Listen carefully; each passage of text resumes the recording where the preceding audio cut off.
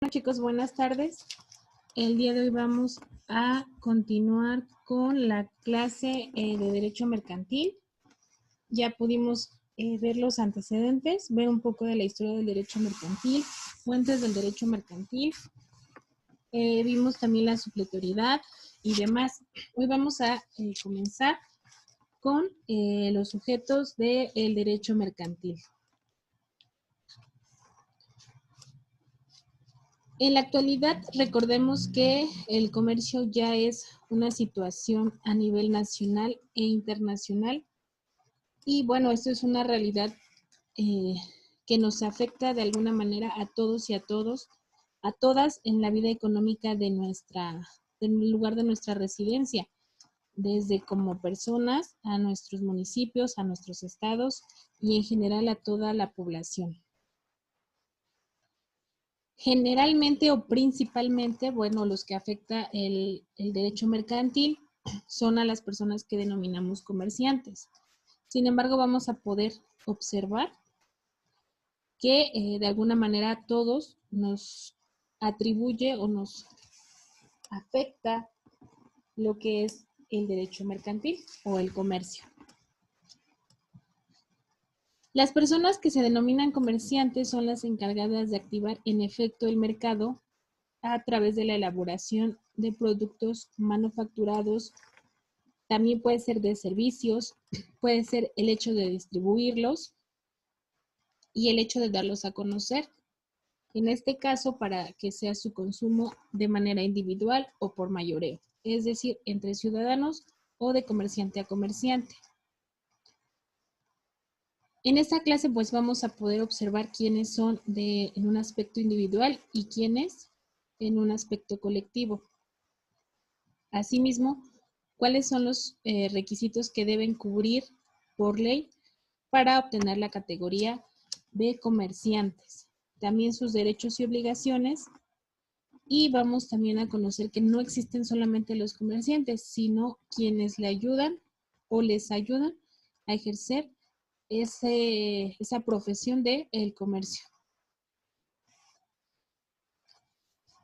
Vamos a ver o pueden observar en la primera diapositiva los sujetos del derecho mercantil, que son todas aquellas personas que realizan un acto de comercio y los vamos a clasificar como pueden ver de tres formas. Los sujetos accidentales del comercio, y estas son o somos todas aquellas personas que realizamos un acto de manera eventual de adquisición de mercancía. Es decir, somos todas aquellas personas que de alguna u otra manera adquirimos un bien o un servicio, pero no nos dedicamos al comercio. Sin embargo, sí nos encontramos o nos vamos a encontrar sujetas a las leyes mercantiles. El momento de hacer valer un derecho o una obligación, aunque no seamos comerciantes, nos vamos a encontrar sujetas a esa legislación. Nuestro segundo sujeto del derecho mercantil son o somos de igual forma los que realizamos actos mixtos, es decir, somos todas aquellas personas que realizamos este tipo de actos entendiendo estos actos como aquellos en los cuales para una de las partes es un acto civil y para la otra parte es un acto de comercio. Nosotros le compramos a un comerciante. En el primer ejemplo pueden ver que ambas partes, de manera, como lo mencioné la palabra accidental o de manera no ordinaria, llegan a ser un acto de comercio. Por ejemplo, una compra-venta. En que uno se dedique a la venta, pueden llegar a elegir a hacer una compra-venta y ya van a estar sujetos a, de alguna manera, la legislación mercantil. La segunda situación es cuando una de las partes sí se dedica al comercio. Por ejemplo, cuando vas a comprar un coche a un lote, no es lo mismo comprarle un coche a una persona que lo está vendiendo en ese momento a una persona que se dedica a venderlos en un lote, porque para él sí es un acto de comercio y para el otro es un acto civil, es la adquisición de un bien para su propia persona. Y el tercer sujeto del derecho mercantil es el que generalmente regula esta materia, que sería el comerciante. Y el comerciante es la persona que buscando el lucro realiza actos de comercio, haciendo de ello su profesión habitual. Es la persona que se dedica de manera ordinaria al comercio. Estos pueden ser personas físicas o morales, nacionales y extranjeras, y estarán sujetas a las leyes mercantiles. Ahorita vamos a ver cada una de ellas.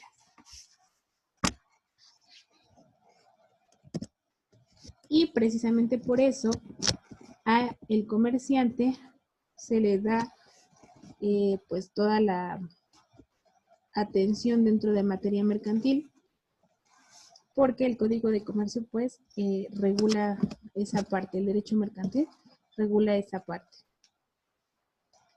Y vamos a denominar comerciante a la persona que comercia, sujeto de las leyes mercantiles, el cual interviene dentro del mercado como productor, como distribuidor o intermediario de mercancías y servicios. Recordemos que esta figura la pudimos observar desde los antecedentes, que originalmente o su raíz más antigua la tienen en el trueque, que era comerciar una cosa por otra.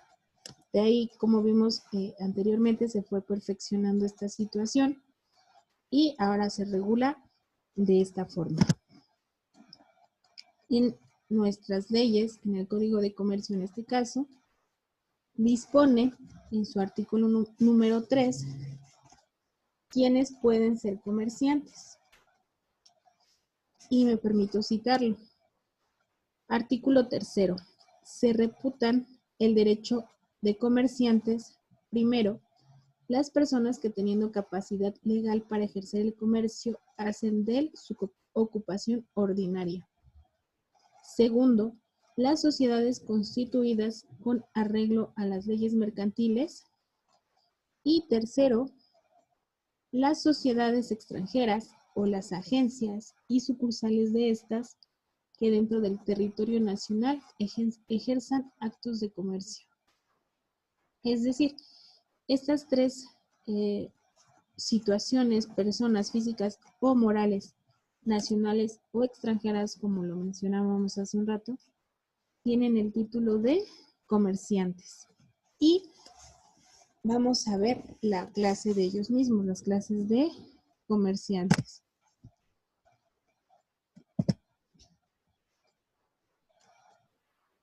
Los comerciantes en general tienen como fin comercial con bienes mercantiles, excepto cuando las adquisiciones que hagan sean para la satisfacción de sus propias necesidades, porque también, ellos también son personas y en algún momento dado también son sujetos, como lo veíamos al principio,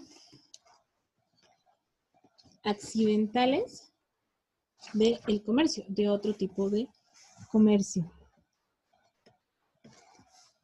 Y tenemos los comerciantes divididos de esta forma. El comerciante, persona individual o comerciante individual, y puede tener una nacionalidad mexicana en este caso o una nacionalidad extranjera. El comerciante individual es la persona física o individual con capacidad legal para ejercer el comercio, haciendo de él una ocupación ordinaria o de manera profesional y permanente. Normalmente pues tiene que ser mayor de edad, con plenas facultades mentales, sin impedimentos o prohibiciones legales para ejercer el comercio de manera lícita.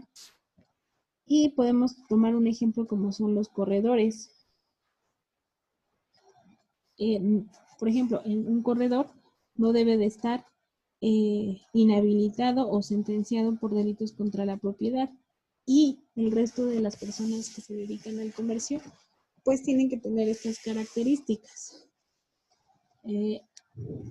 Como lo veíamos en su momento en derecho civil, pues cumplir con los requisitos básicos que nos permite el Código Civil, que vamos a aplicar de manera supletoria, y mercantil para poder ejercer el derecho de ser comerciante. Tenemos también lo que es el comerciante colectivo, y los comerciantes colectivos, o también denominados sociedades mercantiles, pueden ser de nacionalidad mexicana o de nacionalidad extranjera, al igual que el comerciante individual, y estos por disposición legal ejercen el comercio de manera lícita y deben de encontrarse registrados teniendo su propia personalidad jurídica. Obviamente deben ambos, tanto el individual como el comerciante colectivo, deben dedicarse a una profesión, a un comercio o a un objetivo lícito, toda vez que, bueno, como nosotros vimos, para que cualquier acto tenga validez, no deben de mediar ningún tipo de error, dolo, violencia. Lo mismo aplica para poder denominarte comerciante. Debe de ser un acto lícito el que estás comerciando, un servicio lícito, un bien lícito, etc.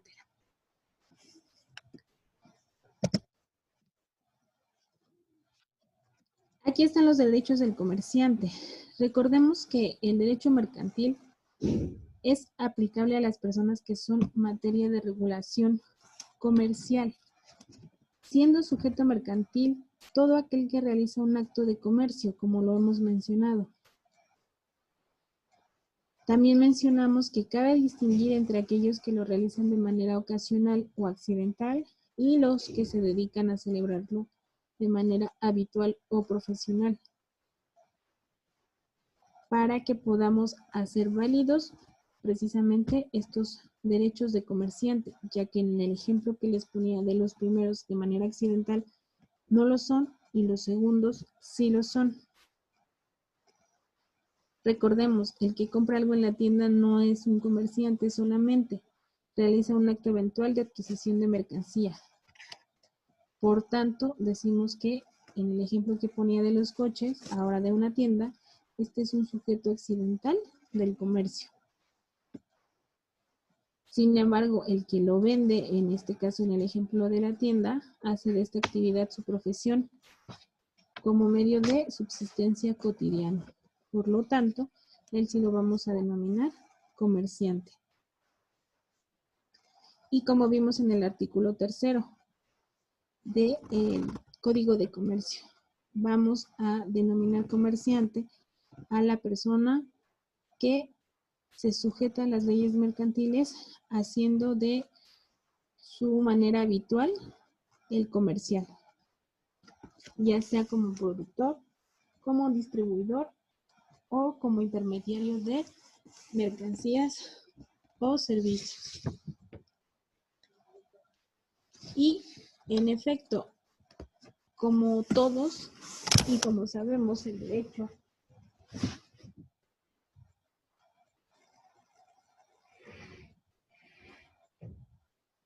es un conjunto de normas jurídicas, que siempre les he comentado esa definición, que otorga derechos y confiere obligaciones, etcétera, etcétera. Bueno, para el comerciante no podía ser la excepción. Así como vamos a ver que tiene ciertas obligaciones, también tiene ciertos derechos. Y vamos a ver los derechos principales del comerciante. Uno es que tiene el derecho de asociación para ser miembro de la Cámara de Comercio. 2, tiene derecho exclusivo de uso y explotación del nombre y la marca comercial. Y vamos a ver el registro de marcas y el registro de autorías, etcétera. 3. Tiene derecho de explotación exclusiva de un invento y sus mejoras a través de las patentes. También vamos a ver lo que es una patente. Tiene derecho de uso y explotación exclusiva de avisos comerciales originales para publicitar su negocio o calidad mercantil. Recordemos que nosotros podemos regular nuestras marcas de alguna manera al inscribirlas como propiedad. Hay, por eso, en el ejemplo del medicamento, cuando sale una patente, y aunque vamos a ver patentes, el laboratorio la saca, le pone su nombre y la registra.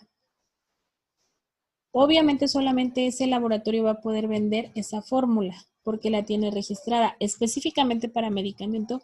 En cierto tiempo vence y es cuando entonces ya las otras farmacéuticas pueden adquirir la fórmula y entonces venderla más económica porque la patente ya ha perdido el registro, pero no aplica para todo.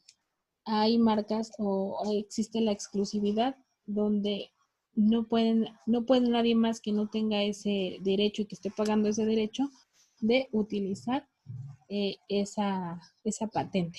O inclusive, como lo dice nuestro punto número 4, sus avisos comerciales o la publicidad que realizan sobre el mismo. En el 5 podemos ver el derecho a realizar operaciones bancarias, de seguros y fianzas, derecho de obtener declaración de suspensión de pagos,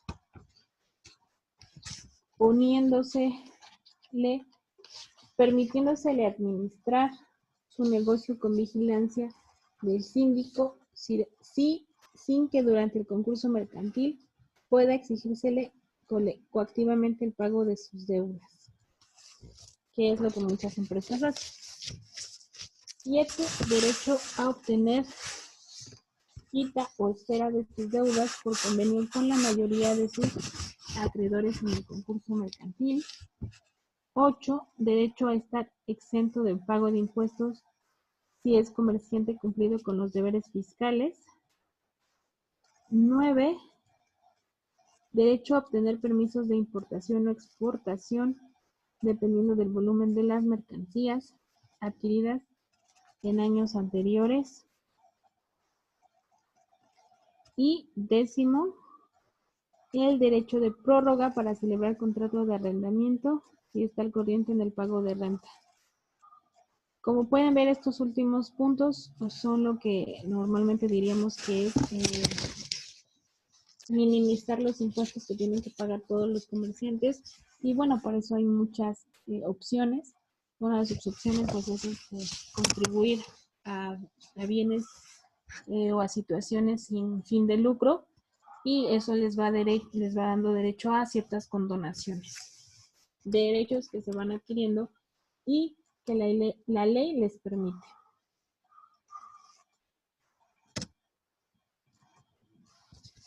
Esos son, por su parte, los derechos de los comerciantes. Recordando que nuestro código marca las 3 personas o las 3 sujetos que pueden denominarse comerciantes. Ahora bien, vamos a ver lo que es las obligaciones de los comerciantes, también establecidos por la ley mercantil. Tenemos estas 4 obligaciones principales y son: la primera, anunciar su calidad de mercantil. Esta se refiere a todos los comerciantes que deben hacer a través de publicaciones en periódicos oficiales en la plaza donde estén sus establecimientos o sucursales. Deben avisar al público en general, a los demás comerciantes competidores y a las autoridades locales y federales su calidad de mercantil. y su apertura para iniciar operaciones, ubicación, giro comercial y nombre de los administradores con la firma social, las modificaciones que sufra su objeto o fin y la liquidación o clausura del negocio, a fin de cumplir los requisitos para obtener sus registros y licencias con las cuales pueden ejercer los actos de comercio. Y nos estamos refiriendo a todas las licencias que nos pide tanto a nivel municipal un ayuntamiento como a protección civil y demás, o a nivel estatal. Recordemos, bueno, la última legislación o la última modificación a la ley, por ejemplo, para el caso de establecimientos de carácter municipal o que las licencias las da el municipio, anteriormente tenían que ir a solicitar el dictamen único de factibilidad a gobierno del estado. Estoy hablando de, a lo mejor, de situaciones de bajo impacto, de comercios de bajo impacto. Ahora, con la última reforma, ya el DUF lo va a otorgar el municipio. Se creó un comité donde adquieren o adhieren otras dependencias municipales para que se supone sea más transparente esta forma de anunciar la calidad de mercantil. Es decir, yo no puedo poner un puestecito de dulces y ya decir que soy, bueno, si la gente sí que es comerciante, pero para cumplir con las obligaciones debería de hacer ese registro. Ese registro, como lo vuelvo a mencionar, ya va a ser de carácter municipal completamente. Obviamente, para los de alto impacto o para establecimientos estatales, pues seguirán refiriéndose a los DUF estatales. Pero una de las obligaciones de los comerciantes, así como los derechos que tienen, pues son precisamente, o esta que es la primera, que es anunciar su calidad de mercantil o su calidad mercantil. El segundo es inscribirse en el registro público de comercio, pero esta obligación es optativa para el comerciante individual y forzosa para el comerciante colectivo, proporcionando datos referentes a su nombre, a su domicilio, clase de comercio, fecha de inicio de operaciones y especificación de sucursales, así como el registro de los actos mercantiles y documentos que acrediten su personalidad de comerciante, en este caso, su acta constitutiva y estatutos legales, su capacidad para ejercer el comercio, actos que confieran o revoquen facultades de representantes legales y aquellos que establezcan sus obligaciones a favor de sociedades mercantiles. Si estamos hablando que la opción de inscribirse en el registro público de la propiedad y el comercio es opcional para los comerciantes individuales, es decir, si quieren lo hacen, si no quieren no lo hacen, sin embargo es forzosa para las asociaciones. Entonces todo esto va a ser por medio de sus representantes legales, previo ya, claro, un acta constitutiva que hizo precisamente esa sociedad. Y estamos hablando que esto es para los comerciantes colectivos, que como vimos, pueden ser nacionales o pueden ser extranjeros. En este caso, el registro público de comercio depende de la Secretaría de Economía y está obligado a llevar este registro de manera cronológica de presentación de documentos a través de medios electrónicos y de informática, estando prohibido para los registradores rehusar la inscripción de los documentos mercantiles que se les presenten, y esta información será pública y los particulares podrán consultarla, pudiendo solicitar la expedición de constancias y certificaciones. En esta situación también es público, también desde un local pequeño hasta las asociaciones es una información pública y los particulares pueden solicitar esos registros, obviamente protegiendo los datos personales que pudieran existir en los mismos, pero en general la información de si cuentan con estos registros o en el caso de que se encuentran vigentes, necesitan la licencia obviamente, datos son registros públicos y deben de estar al alcance de cualquier particular, de cualquier ciudadano que me requiera esta información. En este caso, también los comerciantes extranjeros, sean individuales o colectivos, deben registrarse en el registro público del comercio. Y bueno, para esto también tienen que haber sacado primero su permiso ante la Secretaría de Relaciones Exteriores, donde se comprometen a cumplir con todos los actos de comercio que estén regulados por el Código de Comercio o por las leyes aplicables en materia mercantil. Bien, otra de las obligaciones de los comerciantes es llevar libros de contabilidad.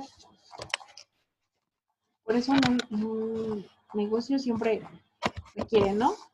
Necesito, obviamente el dueño necesita un abogado y un contador. El abogado precisamente va a revisar todo esto que nosotros estamos revisando, o que estamos sabiendo, y el contador lleva a lo mejor esta parte, que es, esto se hace a fin de dar cuenta y razón de las operaciones mercantiles. De alguna manera o de esta manera el comerciante resguarda información relativa al manejo de su negocio a través de un adecuado sistema de contabilidad en diversos libros contables, encuadernados y foliados, como son de inventarios, balances y diario mayor, entre otros. Estas definiciones ya se me hacen un poco más, insisto, de los contadores, pero no por ello nosotros no debemos de tener el conocimiento de esta situación.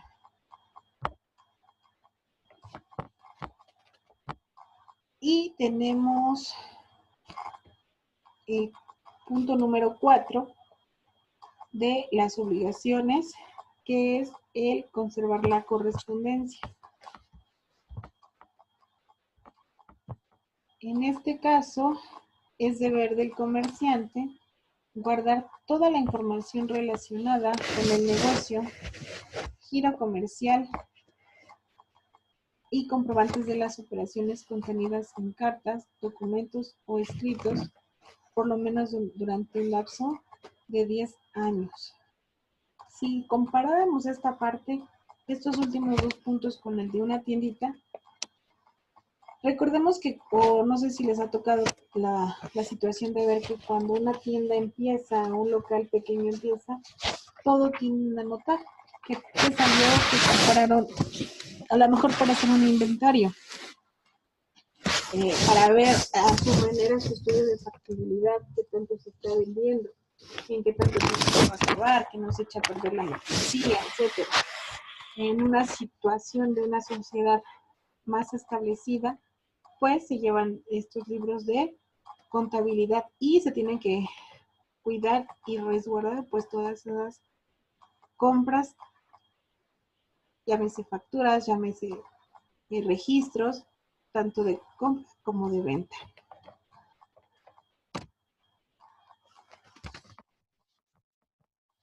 Y tenemos también otras obligaciones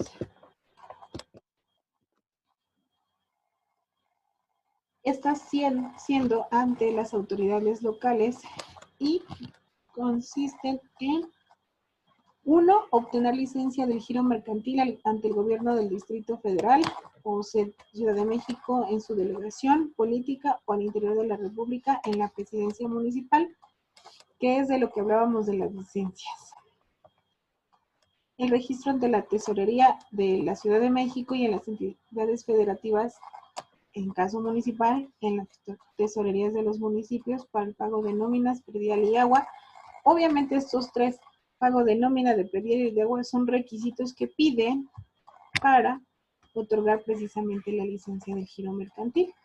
Y aquí también nos vamos a ir directamente a ver que, bueno, ya la autoridad revisará si es un local de alto o de mediano impacto, y además, bueno, tiene que cubrir, ahorita voy para allá, me espero para leer, que lo veamos. Bueno, el número C es obtener la licencia de uso de inmueble en el área que corresponde al Distrito Federal. En este caso también en los municipios, conforme a su uso de suelo, tiene que obtener esa licencia a su plan de desarrollo municipal, que se permita que ese negocio que van a poner en ese lugar no cause una afectación a terceros. Ese es el que les iba. Obtener permiso del Departamento de Bomberos del Distrito Federal para uso de escaleras y tomas de agua contra incendios, puertas de emergencia, etcétera. Esto no nada más es para el Distrito Federal. A nivel municipal, bueno, ese permiso también se debe de dar. Lo da Protección Civil, llámese como se llama en el municipio o llámese como se llama en la delegación. Lo da Protección Civil, donde se hace primeramente una investigación, una visita, saber que cuente con las medidas básicas de protección en efecto para una situación de incendio, una situación de temblor, etcétera, salidas de emergencia y demás. Todos estos requisitos los van juntando y al final les van a dar esa licencia. Y la E, que es obtener diversos permisos para la colocación del letrero exterior, modificación de fachada, arreglos del interior del inmueble y para construir tanto en la Ciudad de México como en los estados y municipios. Y el anterior, todo este último que les comento, es que a nivel municipal en el Estado de México se juntan todos en ese comité que les comentaba hace un momento para que de alguna manera pueda el ayuntamiento tener una regulación más efectiva de los tipos de comercios y según los criterios de la legislación también más transparente.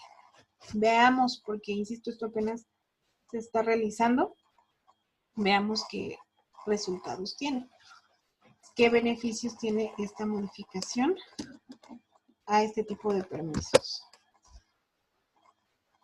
Y ante las autoridades federales se tienen las siguientes obligaciones, que es, como patrón, darse de alta ante el Seguro Social, y aquí vienen unos ejemplos, obviamente para otorgar derechos a sus trabajadores, y obtener la licencia ante la Secretaría de Salud y de la Secretaría del ramo al que se dedique el negocio que vayamos a poner.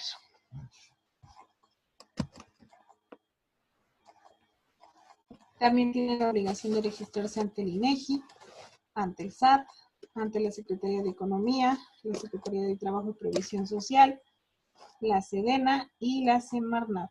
Si se dan cuenta, ya para un registro de un negocio más establecido, pues sí son muchos los requisitos, y realmente si nos vamos a un registro real no son económicos. De hecho es muy caro las licencias el cobro de las licencias. Digo, hay comerciantes o negocios que pues sí van a obtener a lo mejor ese beneficio, o sí vale la pena ese cobro que la ley establece, pero hay negocios pequeños o comerciantes pequeños que si se suben mucho los pagos para el beneficio que como comerciantes van a tener. Los impuestos pues sí tienden a ser muy elevados.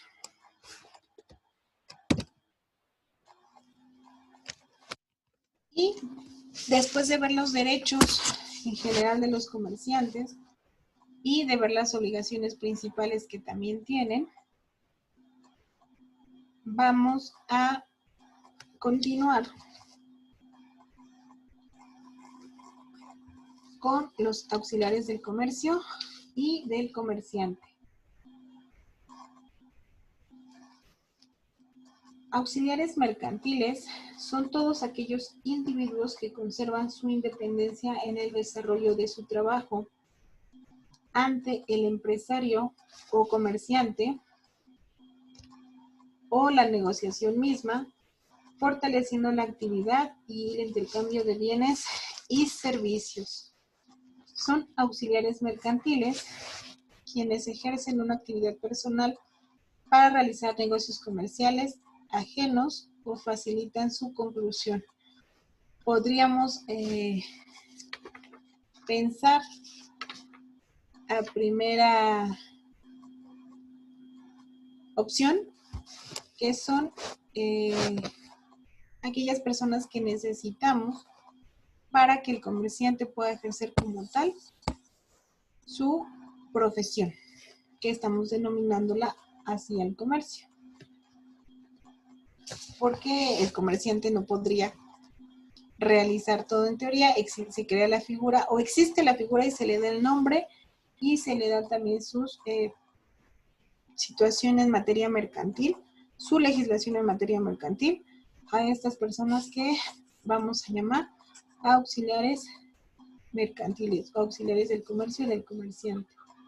Existiendo dos tipos de estos, los de tipo independiente y los dependientes.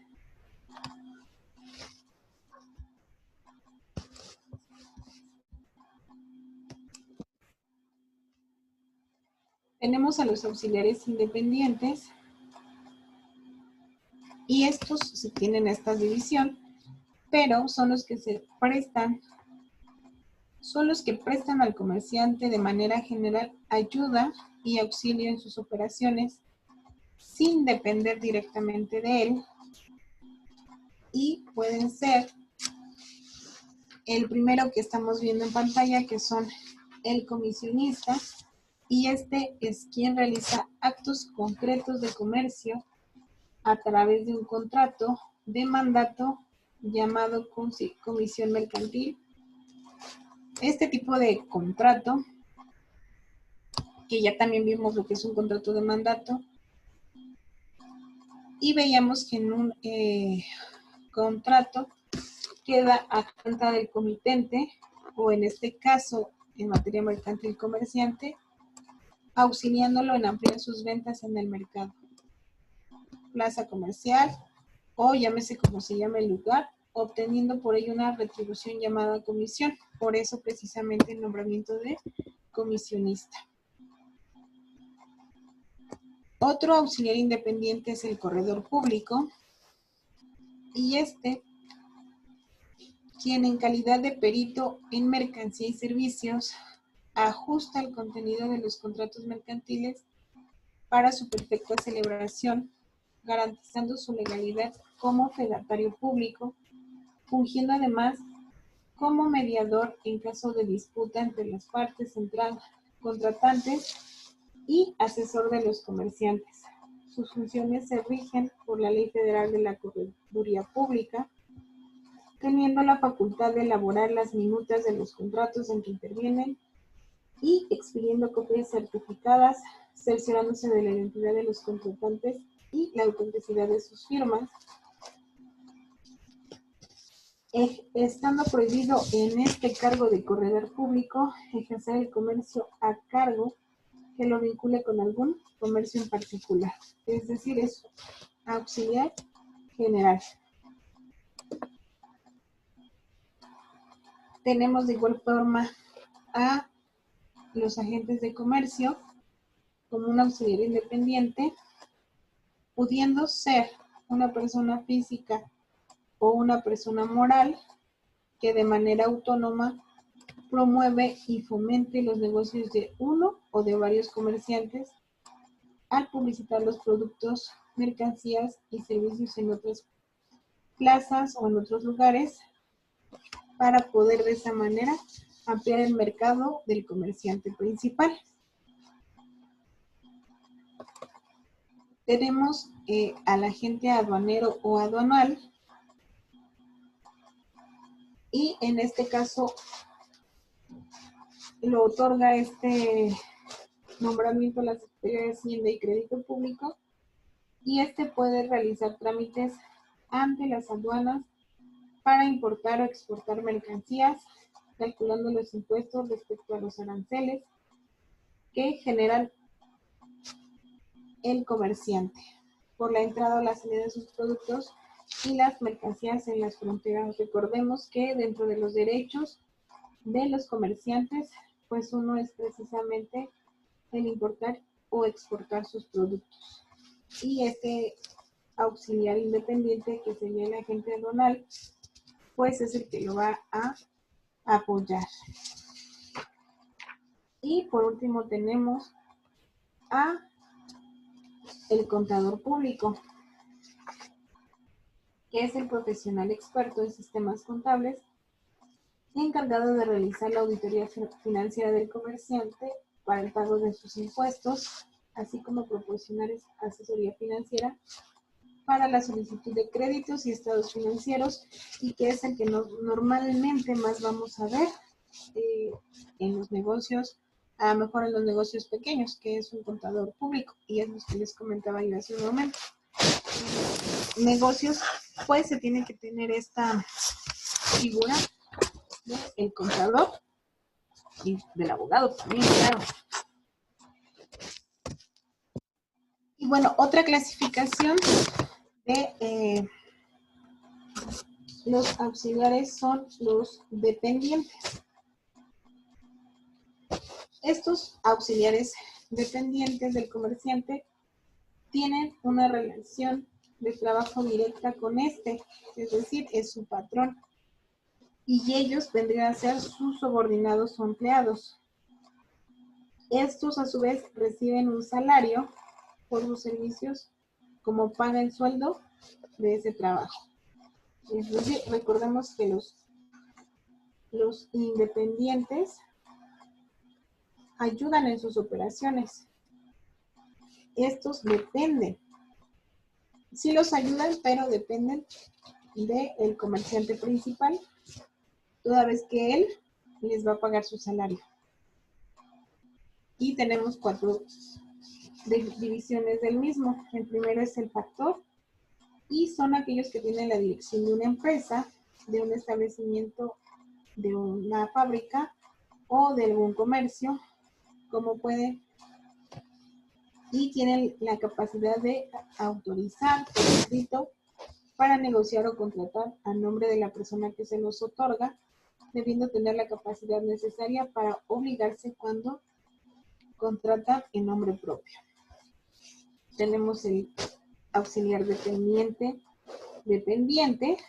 que es aquel que desempeña constantemente alguna gestión de tráfico propia del comerciante en su nombre y por cuenta de este. Sus actos obligan al comerciante en todas las operaciones que estos le tuvieran encomendadas en su representación frente a terceros, y los dependientes vendedores están autorizados para cobrar el importe de la venta en el almacén y extender los nombres de manera principal o de manera directa. Tenemos los auxiliares dependientes, que son directamente o nombrados, que es el empleado, y bueno, estos son los que colaboran directamente con el comerciante. Están sujetos a un horario de servicio regulado por la ley laboral, prestando actividades tales como archivo, correspondencia, estadística, etcétera, etcétera, etcétera. Aquí ya estamos hablando de las personas que necesita el comerciante, el que tenga la facultad para poder ofrecer su producto o servicio. Y lo vamos a denominar empleado. Y en efecto, un empleado depende del comerciante principal porque es quien le otorga su salario. Y en la última clasificación de dependientes, de auxiliares dependientes, tenemos a los agentes de ventas. Y estos son promotores que gestionan la venta y pedidos de mercancías del comerciante en una determinada plaza. Este es un ejemplo cuando vamos al supermercado y vemos a X o Y persona que anda promocionando a lo mejor la marca de cremas de Lala o la marca de algún producto en especial. Es un agente de ventas, lo necesita el comerciante principal para que le dé mayor difusión a su producto y este tenga más venta o más servicios, depende de cómo sea, y es una persona que le va a pagar la misma empresa o el mismo comerciante.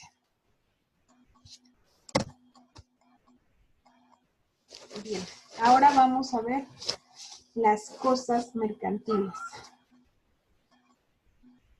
Las cosas mercantiles son bienes que están destinados no al consumo directo, sino a servir de instrumento de cambio, porque afectan a la industria comercial, ya sean actos aislados o sistemáticos, pues no importa que un particular lo realice de manera esporádica o un comerciante de manera constante con ánimos de lucro. Por naturaleza son objetos de la actividad mercantil y constituyen un medio para su ejercicio. Al consumirse satisfacen las necesidades del comercio y el ejemplo puede ser una mercancía, un título de crédito, dinero directamente, embarcaciones, patentes, marcas de fábrica, emblemas, fondo mercantil, etcétera. Estamos hablando más allá que de servicios, que de productos, estamos hablando de servicios. Un bien jurídico es un objeto susceptible de aprobación. Los bienes mercantiles son materia de las relaciones comerciales y pueden convertirse relativa o accidentalmente, como lo vimos en la primera definición, en cosas mercantiles al momento en que con ellos se afecte la actividad comercial. La hacienda es el grupo de bienes corpóreos o incorpóreos organizados por la empresa para la función y ejercicio de la plena actividad mercantil y que resulta ser su patrimonio social. En esta imagen podemos observar precisamente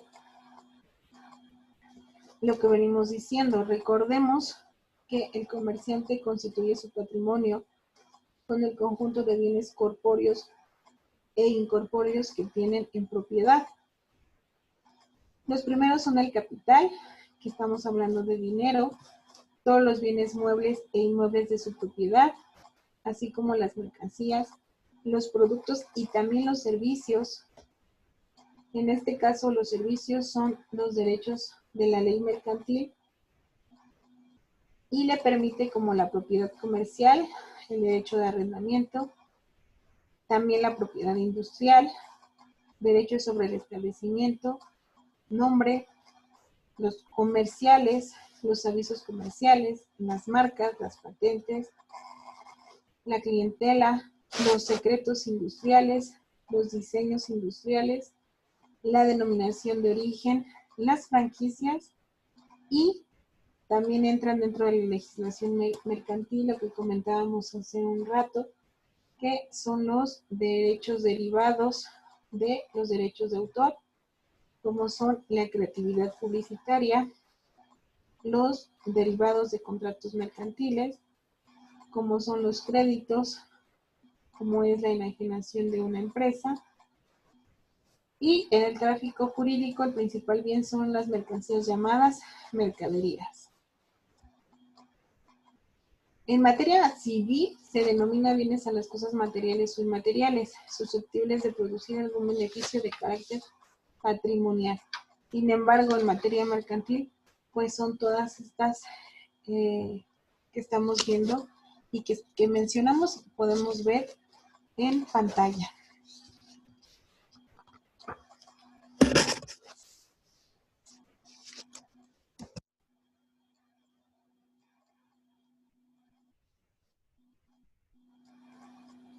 Vamos a hablar de precisamente uno de ellos, que es la moneda, y en México es la base de la moneda mercantil, es el peso mexicano, y sobre ella serán todas las operaciones de comercio. Por eso por ahí pueden ver si está, en qué tipo de moneda está el acto de comercio que vamos a realizar, así como los cambios de divisas extranjeras, el tipo de moneda permitida para su circulación es la de metal, y el billete impreso por el Banco Oficial, que es el Banco de México, a través de su casa de moneda, bajo sus distintas denominaciones de valor.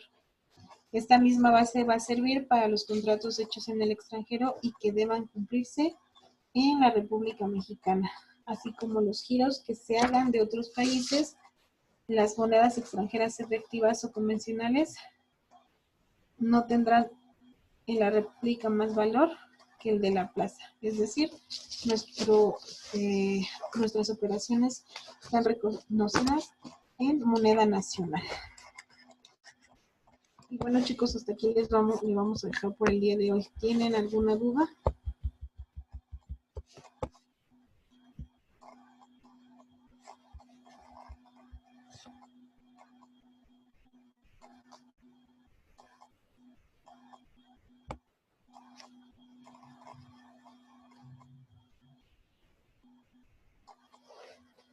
Gracias. Bueno, de no ser el caso de dudas, continuamos con la próxima clase, que sería, continuamos con Derecho Mercantil. Vamos a abordar un poco ya lo que es la propiedad industrial y las sociedades mercantiles. Y pues que tengan una excelente tarde. Profe Jorge, muchas gracias. Gracias, licenciada. Buenas noches. Buenas noches.